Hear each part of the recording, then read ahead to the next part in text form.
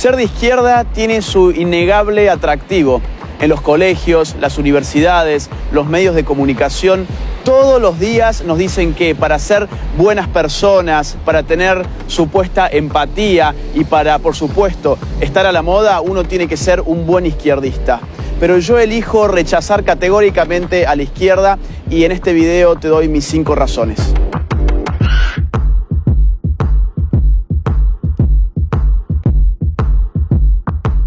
Razón número 1. La izquierda es la ideología más asesina de la historia.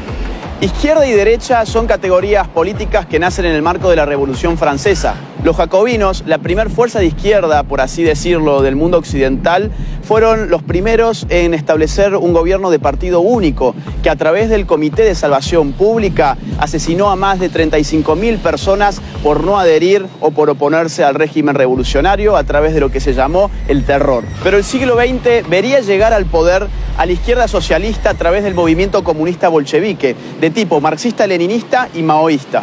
Entre 1917 y 1991, estos llevaron adelante las matanzas más cruentas de nuestra historia moderna. Aunque a menudo se procure ocultar esta realidad, inauguraron en el mundo la utilización de los llamados campos de concentración para la represión ideológica masiva, donde mediante deportaciones en masa de población se lograba una esclavitud general mediante una red de instalaciones de trabajo forzado. Estos son los números de asesinatos que solamente durante el siglo XX la izquierda cometió. Unión Soviética, 20 millones de muertos, China, 65 millones de muertos, Vietnam, 1 millón de muertos, Corea del Norte, 2 millones de muertos, Camboya, 2 millones de muertos, Europa Oriental, 1 millón de muertos, América Latina, 150.000 muertos, África, 1.700.000 muertos, Afganistán, 1.500.000 muertos.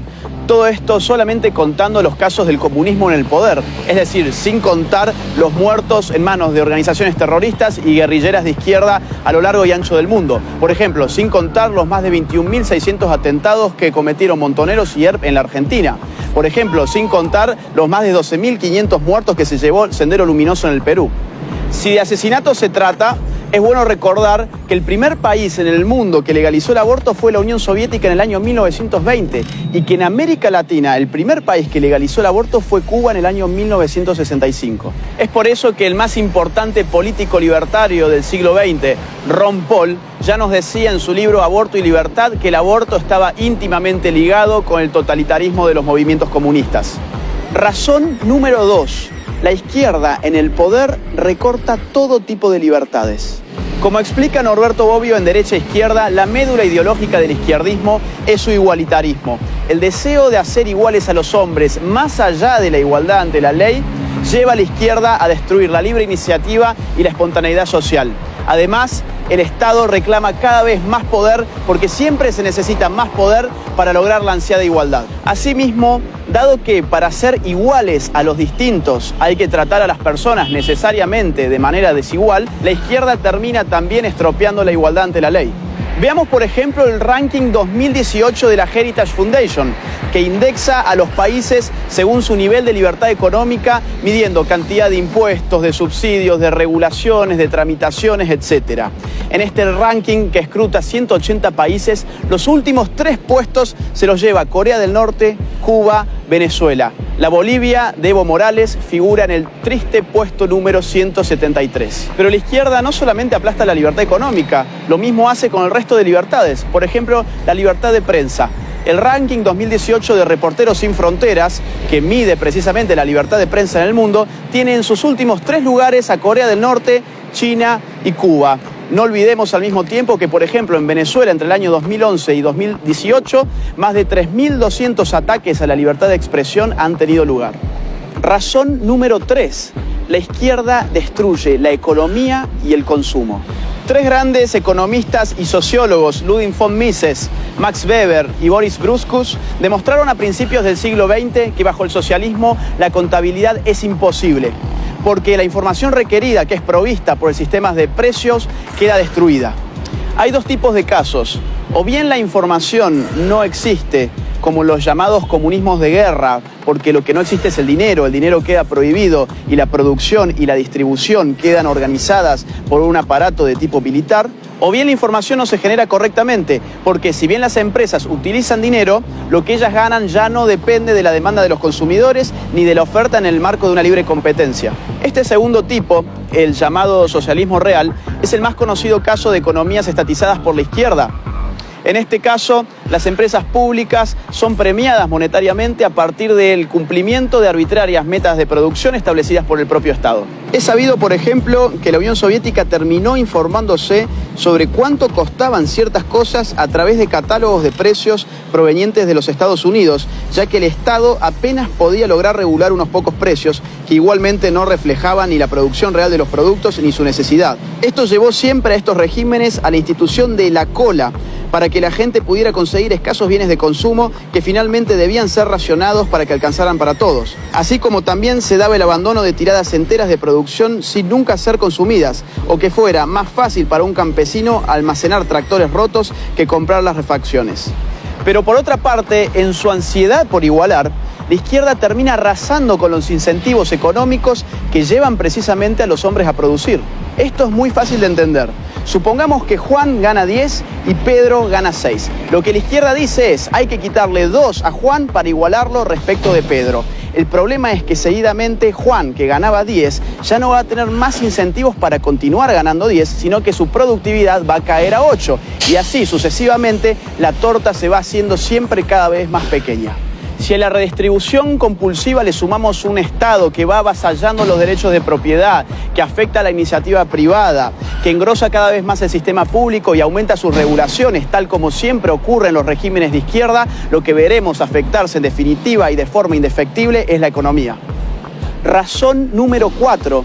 La izquierda destruye la calidad de vida.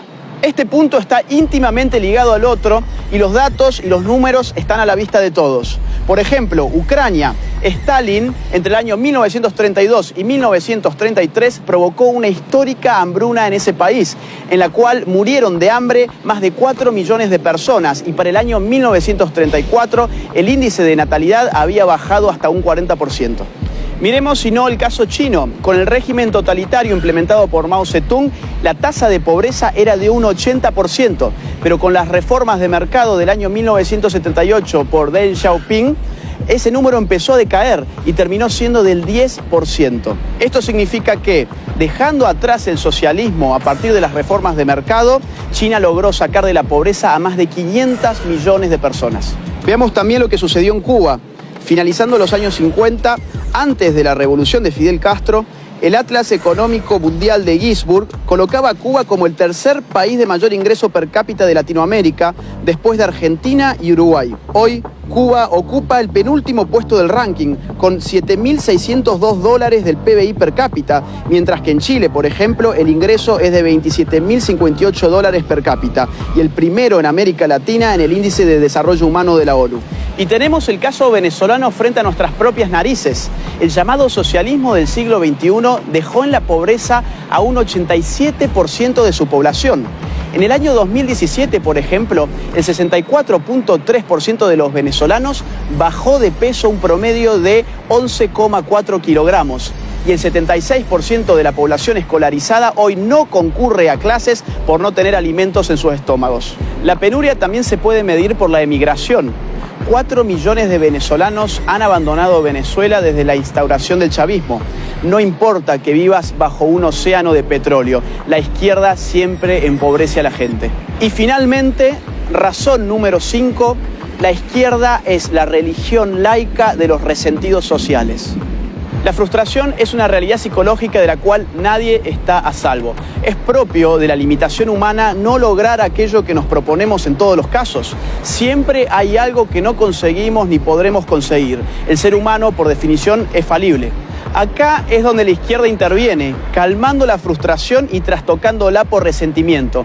Lo que la izquierda te dice es, vos no tenés ninguna responsabilidad individual sobre tus actos. Vos sos una simple víctima más de un sistema esencialmente injusto que te llevó a fracasar. La izquierda le ofrece al resentido un alivio de tipo psicopolítico, construyéndole un enemigo abstracto en el cual poder depositar todas sus frustraciones. Llámese capitalismo, patriarcado, heteronormatividad, imperialismo, colonialismo o como ustedes quieran. Pero de la frustración por conseguir el mayor éxito no viene necesariamente el resentimiento. Puede venir el denodado esfuerzo hacia la autosuperación en la medida en que la persona identifique en su fracaso aquella cuota de responsabilidad individual que le compete y se proponga remediarla. Y decimos cuota porque la responsabilidad individual es siempre eso, una parte del fenómeno. El resentimiento proviene de la frustración cuando no se tiene la voluntad de hacer un análisis equilibrado entre el propio fracaso y las posibilidades de prosperar. De esta forma, para proteger lo que queda de autoestima, se eliminan las responsabilidades individuales y se buscan solo los agentes externos como causa de los propios problemas, usando a determinadas estructuras sociales como chivo expiatorio. Estas son tan solo 5 razones de las tantas que podría darte. Si vos tampoco te considerás de izquierda, te invito a que levantes tu voz, a que no tengas miedo. Este es el momento de hablar contra ideologías perniciosas que se nos venden como modas y que no son otra cosa que una pieza más del establishment.